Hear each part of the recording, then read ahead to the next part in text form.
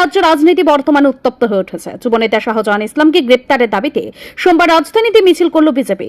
দলের সদর শহর জেলার উদ্যোগে হয়েছে এই মিছিল। বিক্ষোভ মিছিল দলের রাজ্য কার্যালয় থেকে শুরু হয়ে শহরে বিভিন্ন পথ পরিক্রমা করে সিটি সেন্টারের সামনে এসে শেষ হয়।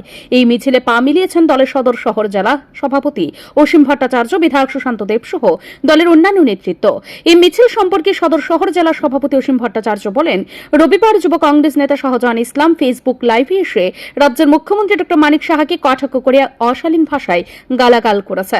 মুখ্যমন্ত্রী একজন চিকিৎসক ছিলেন, কর্মজীবনে তার কাজের সুনাম আছে, তিনি একজন প্রতিষ্ঠিত পরিবারের লোক, তাকে কটাক্ষ করে ফেসবুকে থুতু দিয়েছে এই যুবনেতা। এই ধরনের ঘটনা কোনো সুস্থ স্বাভাবিক মানুষ মেনে নিতে পারবেন না। সে ইচ্ছাকৃতভাবেই মুসলমান ধর্মের মানুষকে বিভ্রান্ত করতে এই ধরনের অপচেষ্টা করেছে, কারণ সে শুধুমাত্র মুখ্যমন্ত্রীকে কটাক্ষ করেনি, ওয়াকফ বোর্ডের চেয়ারম্যান, সংখ্যালঘু মোর্চার চেয়ারম্যানকে গালাগাল করেছে সে। তাই তাকে গ্রেপ্তারের দাবিতে রাজধানীতে মিছিল করেছে বিজেপি। বিরুদ্ধে যেই ধরনের ভাষা ব্যক্ত করেছে, সেই ভাষা সভ্য সমাজে, বর্তমান সময়ে সভ্য সমাজে কোনো সুস্থ ব্যক্তি এই ধরনের ভাষা তার মুখ দিয়ে ব্যক্ত হতে পারে না। এবং আপনারা দেখেছেন রাজ্যের প্রিয় মুখ্যমন্ত্রী প্রফেসর ডক্টর মানিক সাহা মহোদয়, উনি ব্যক্তিগত জীবনে একটা স্বনামধন্য চিকিৎসক।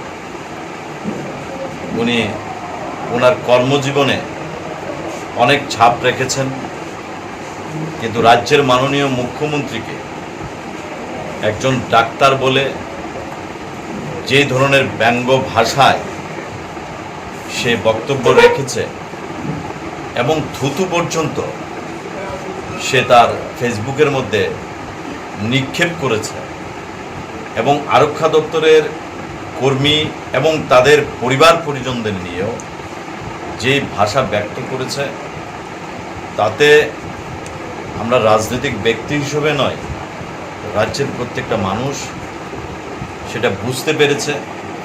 কয়েকজন দেউলিয়া পলিটিশিয়ান যারা একসময় ভারতীয় জনতা পার্টিতে ছিল, আবার পুনরায় কংগ্রেসে গিয়েছে, তাদের মদতেই সে এই কাজগুলি।